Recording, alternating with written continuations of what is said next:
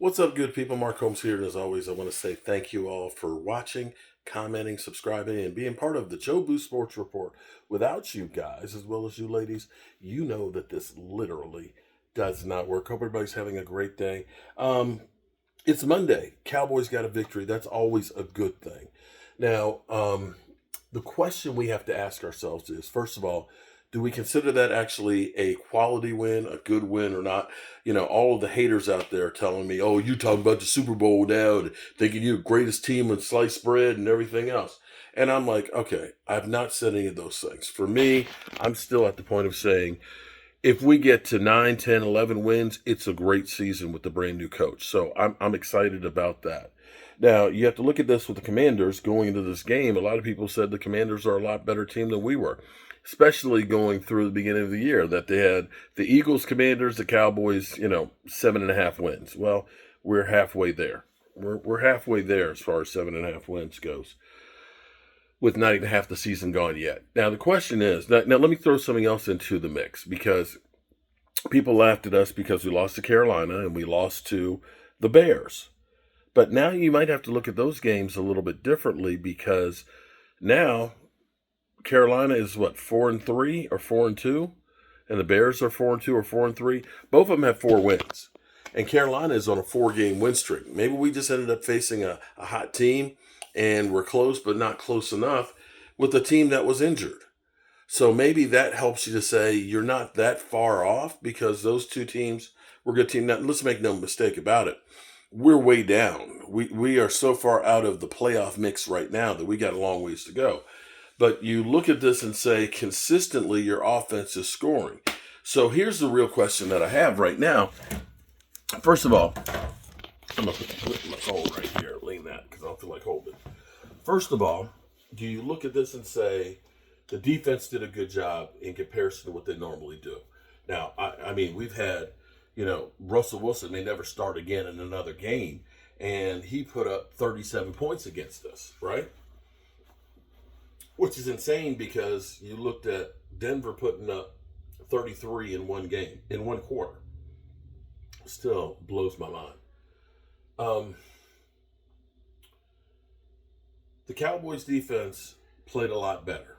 Some of that is the Commanders were short Deebo Samuels and Scary Terry. There's no ifs, ands, or buts about that. But overall, they at least showed up. Now, I called them 11 guys on the field. That's my name for them. 11 guys on the field. And I'm going to stick with that, because I think maybe that worked. And the defense still has a long ways to go. Okay, I'm not ready to say they are the doomsday defense or the 85 Bears, but I don't think they have to be in this year. This year, where it seems like from one week to the next, your perceptions of guys change. Remember when everybody the first few weeks was talking about how great Justin Herbert and the Chargers were? Have they lost 4 games straight now? And, everybody, when we looked at the preseason ratings where they had Dak Prescott on Pro Football Focus as the 17th rated quarterback, yeah. And so you start thinking, maybe the Bears are better than what we thought. Maybe the Bears are better than Minnesota. Maybe Carolina is better than, say, Atlanta. They blew them away. Now, here's another question for you. I've been saying all week, Doc Walker always said, if I can lose with you, I can lose without you. Well, we were losing with Diggs out on the field. And Diggs has become a lightning rod. Now, the Cowboys, Ron Bland, he showed up, and the defense was able to do some things. Again, I still preface this as we're still a long ways to go, and we were facing a wounded animal. However, I think that Diggs, maybe him not being here and the Cowboys defense showed up, is the thing that's going to be the Cowboys saying, maybe we're better off without him. Let's be clear here. We know that Diggs, I said this before the game, that Diggs is not part of the Cowboys' plans in the future. They made that abundantly clear this past summer. And at this point, it may be best to cut your losses instead of trying to say, well, we're going to have him on, we got to pay him. We're going to keep him on the roster because we're going to pay him. I think at this point, you may be better addition by subtraction of Diggs, and that maybe it's time for both sakes, not just the Cowboys, but for Diggs. He doesn't want to be here. He doesn't want to be part of this change in defense and having to learn a whole new defense and style and learn how to play zone. He wants to be gone. And Jerry famously said he only wants people who want to be here. Well, we know he don't want to be here. He don't want to be here. And you're not doing us any good by keeping him here. And if the team responded, he wasn't there, to me, that's just a nail in the coffin. So we'll see what happens here going forward. The bigger question is, and this is where I look at this and I said, you don't want to just go out and make trades if you are 2-4-1 and say, we're trying to fix the defense now. But you're now in second place. You're a game and a half behind the Eagles with a game to play against them. And if you can do something with Denver, if you can find a way to get a win against Denver this past week, by all means, you have to go out and try and do some things to make this team better. You can't waste opportunities like Dak Prescott playing like he is right now. Those things are few and far between opportunities, and you can't waste them. You just can't. And I'm hoping that they don't. I'm hoping that they're looking at some things.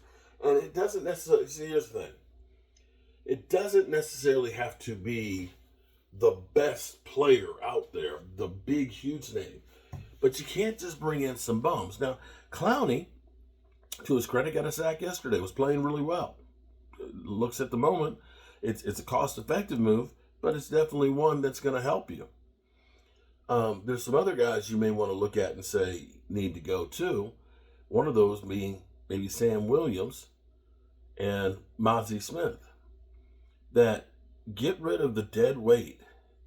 I don't care what you gave up to get them. Okay? I don't care that Mozzie was a first-round pick. I don't care that Sam Williams was a second-round pick.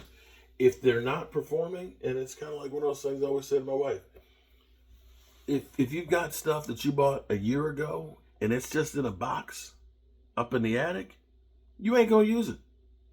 So why keep it? If you ain't used it in the last year, you're not going to. Get rid of that dead weight. Alrighty, people.